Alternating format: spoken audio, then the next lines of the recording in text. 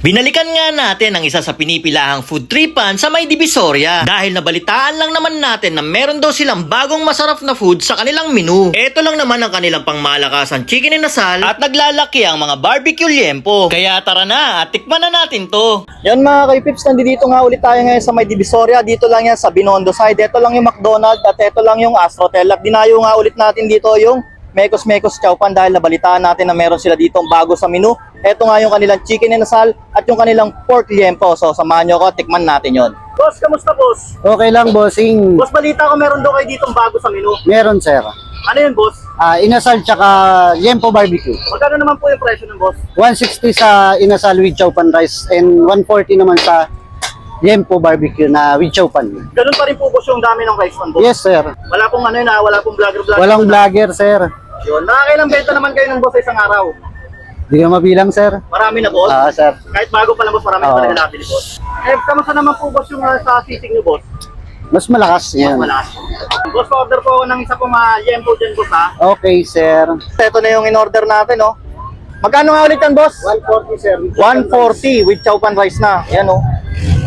Tingnan nyo naman kung gaano kadami yan. 140 pesos. Hindi na magkasya yung liempo dito sa lalagyanan. Yun. Ito naman yung kanilang chicken oh. Magkano to kuya?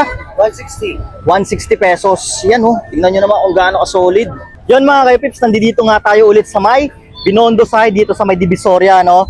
Dito lang yan sa tapat ng Astrotel, tapos ito lang yung McDonald's at dinayo nga natin ulit dito yung Mekos Chowpan. Nabalitaan kasi natin na meron sila dito bago sa menu. Ito nga yung kanilang yan oh, chicken inasal, nakakahalaga lang ng 160 pesos. Tapos meron din sila dito yung kanilang pork liempo, yan. Kakahalaga lang ng 140 pesos. At hindi mawawala yung kanilang bestseller na sisig chowpan na nagkakahalaga lang ng 90 pesos. Dito, solid na solid. Kita nyo naman kung gaano karami yung mga rice niya, no? Siyempre, titikman na natin yan. Dito nga sa kanilang mga inasal, may kasama na rin yan. Ito, yung mga chili mansi. Ay, toyo mansi pala, toyo mansi yan. Tikman na natin.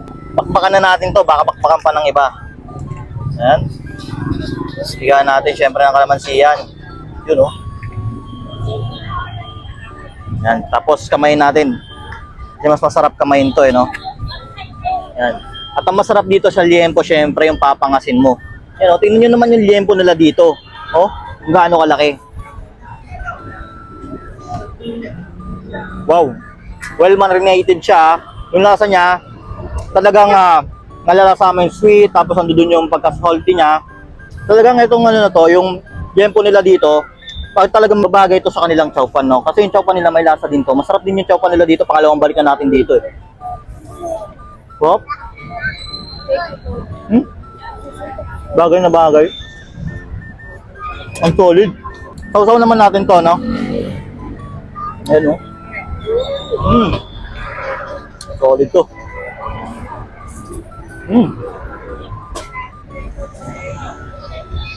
Oh, ang sarap.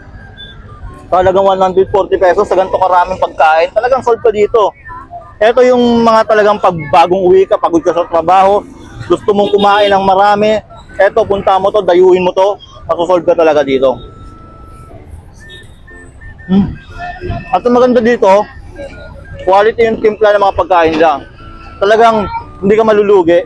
Yung talagang sasabihin mo na pag kumain ka dito, panalo ka. Yan mga kaipips, no, open nga pala sila dito ng 5:30 to 12 AM.